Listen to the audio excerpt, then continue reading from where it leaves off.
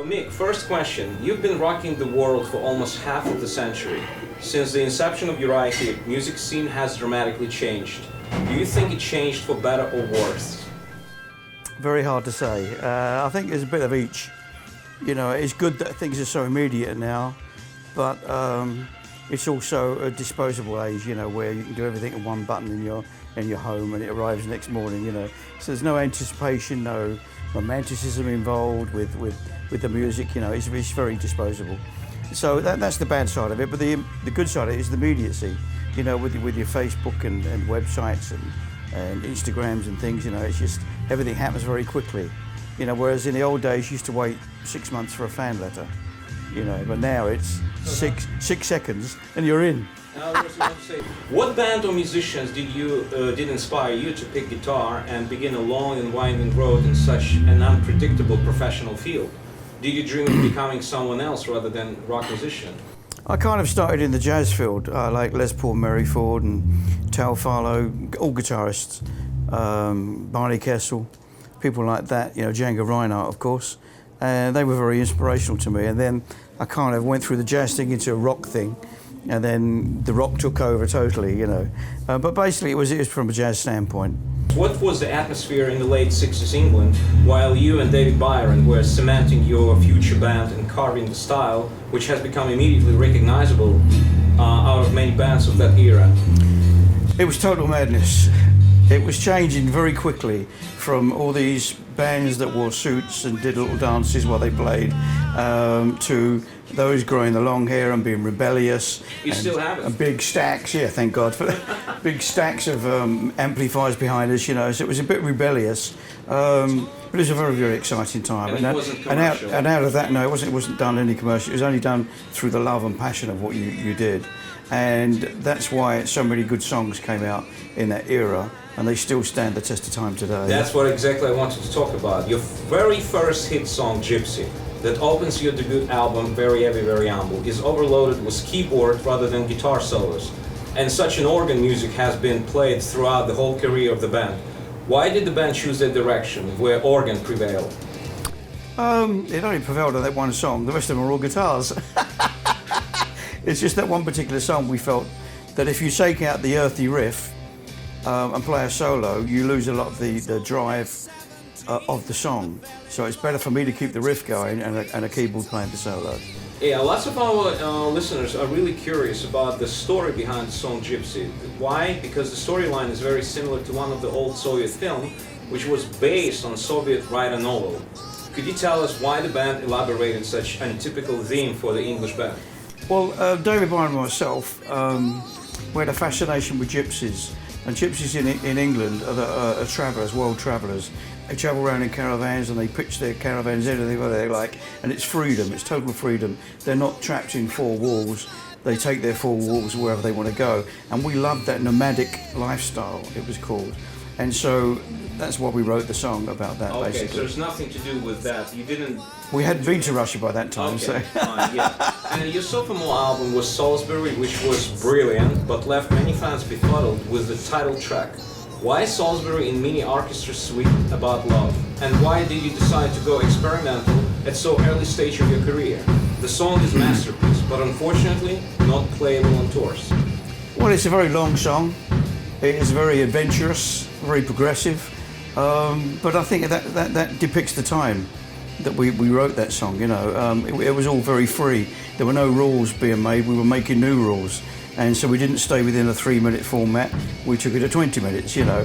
And so it was all part of that rebellion, but to us it was just a song that we allowed to dictate where we went with it, rather than stop it and say, oh, now we need the middle eight, now we need a chorus. We just let it breathe. And by doing that, we had an orchestra in it, and it became very good. And it's absolutely, it's a lot of people's favourite song. Mr. Box, I was puzzled with Salisbury, the name of the song Salisbury, and it's about love and nothing said about Salisbury. While I know the Salisbury was we said way back when we had an event in Salisbury itself, the city Salisbury, which was an army town. Yeah. And we played a show there, and everyone was going mad doing what they used to call idiot dancing. And this big bouncer guy security guy was telling people to stop getting up, and we didn't like that. So we got onto the microphone and said, "You stop doing that. They're just enjoying themselves." And he took exception to this, and he just happens to be about the size of that door, with a neck like this. Okay. And so when we finished the show, he wouldn't let us take our equipment. Wouldn't let us take his equipment into our van. So we had to go back to our hotel, and then in the middle of the night we came back, we broke a window, put all the gear into our van and drove as fast as we could away. And so we said, whatever happens, we're going to call the next album Salisbury. Okay, thank you. Throughout Korea, you've been working with dozens of musicians, many of whom are considered as truly great ones. Would you mind to name those who you would consider the best to work with? All of them. All of them? And any musician that comes into Uriah Heep has been of the highest calibre, and I think that's kept our standards very, very high and kept us still in the marketplace. There I was on a July morning, looking for love. David Byron, one of the most prominent showmen, frontmen in history of classic rock. What it was like to work with him, since you both founded and formed the band. Was he easy one to work with? Yeah, absolutely. Yeah, very easy to work with. David was, I guess, one of the best vocalists I've ever worked with, simply because he never just sang a song, he lived in the song. And therefore, it touched everyone that heard his voice, because he was very believable. And I think that was his greatest asset. After that, he became a big charismatic person, and he was a star 24/7. He never left it, you know. Whereas I can get up there and do my piece and come down and I'll be the same as anyone else. He couldn't, he had to live it.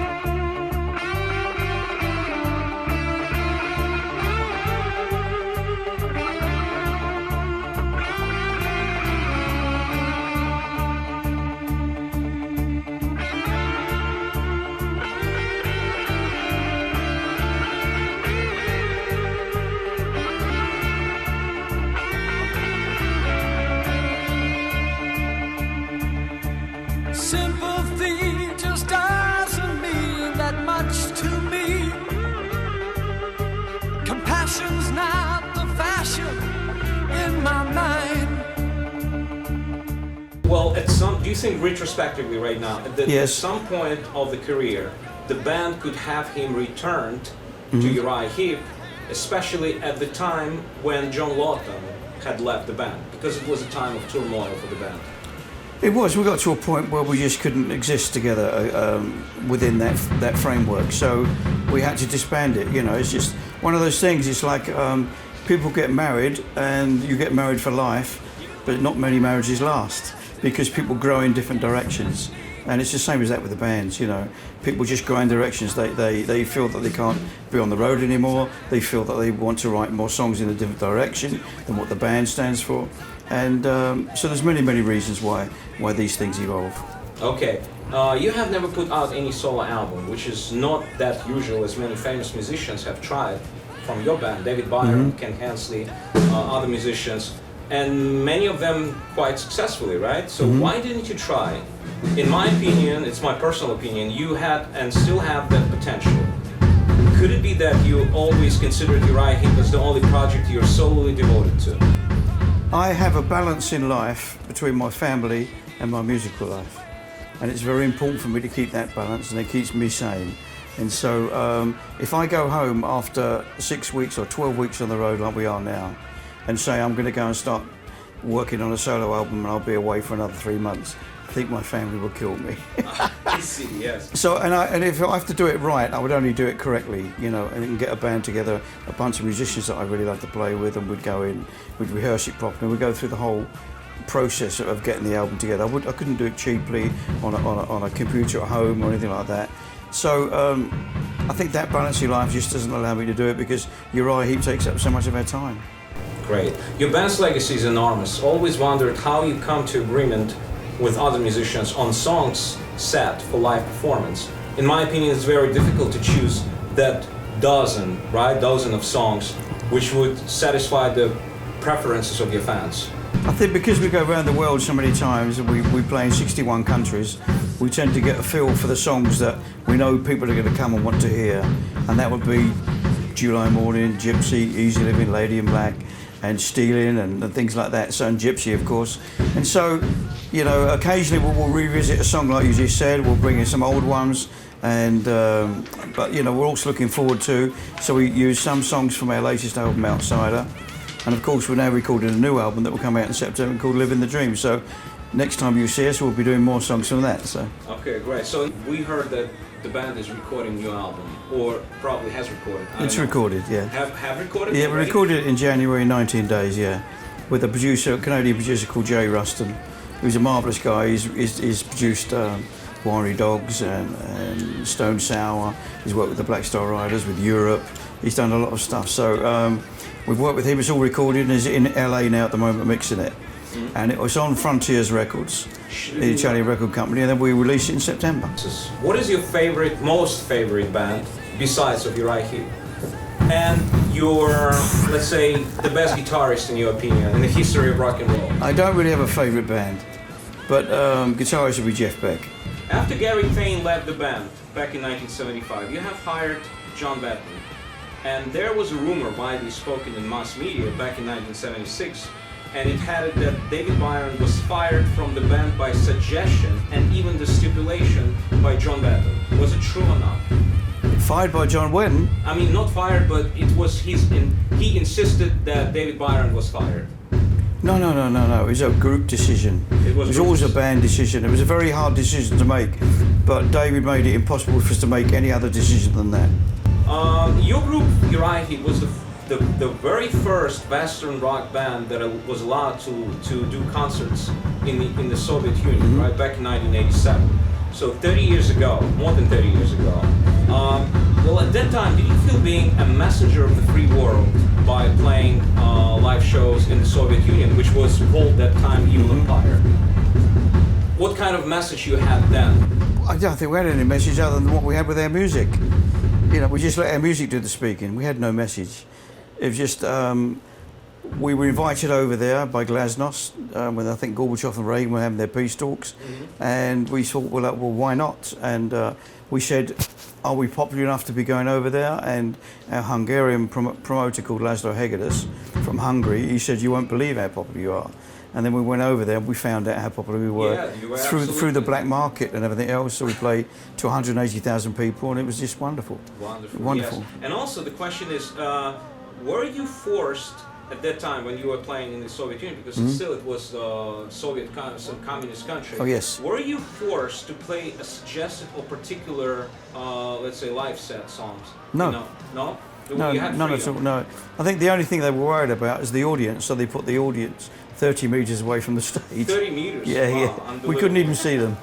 As a consequence of that tour, I would like to dig more into the story behind one of your songs, which is Cry Freedom. Probably you know that. Yeah. The song is clearly, it reminds me, some movie, like the Hollywood movie where a person, the Western guy... Let's hope somebody picks it up like that. The Western guy is pursued by KGB with a Russian lady, right? So he was in love with a Russian lady. So what did, inspire you that? When we were touring, when we played those shows in Moscow, we didn't understand the infrastructure too well because we were alien to it.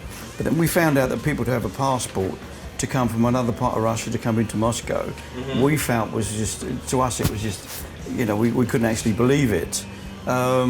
So Phil and I, the keyboard player Phil and myself, wrote a song about an ice skater who was at the optimum of her profession within Russia, but she wasn't allowed to leave to see if she could be the best in the world. And that was the idea of the song. Like it really reminds something, it's a little bit similar to some Hollywood movies of that era. It could easily be, yeah. Yeah, that's definitely, and but that wasn't the influence. The influence was purely because of the passport situation when you're traveling within Russia.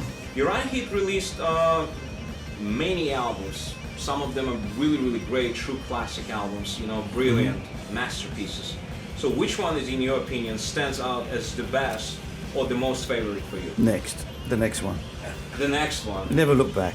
Thank you. And be proud of your history, but never look back, and never let it be a weight around your neck. You have to keep moving forward. The last one. What would you wish to our listeners if Because, as I said, there are a lot of them. You can imagine, just, you know what? Well, I wish you good health, always. And if you ever see us playing in your city, come along and see a real, true, honest rock show. Do you still keep in touch with Ken Hansen? Only when we need to discuss something of our history. You know, a record company's releasing something, we both need to talk. But he lives in Spain. He's a born-again Christian now, and he likes to do his solo work. We live different lives. And one more thing, you know what? I forgot to ask you one very interesting question. Which is regarding the name of the band. Mm-hmm. You named the band. I know it was the 100th anniversary of Charles Dickens' death. Correct. So that's why you named the band Uriah Heep. But there is a very, interesting and very old fable saying that, you know what, once you call the ship with its name, so it will depend, I mean, her fate will depend on the name. If the ship has a very good name, lucky name, then it will be a very long life. Then you call the band with a very bad character, very abhorrent Uriah Heep from Charles Dickens' David Copperfield, which was absolutely negative character. So what did motivate you to name the band with such a name? Did you feel it? Because it is one of the great characters that Charles Dickens invented in David Copperfield. So to take one of his characters around the world was wonderful. I mean, I think you believe in folklore a little bit too much. No, I mean, like... You lighten up, smile, and get on with life. Okay.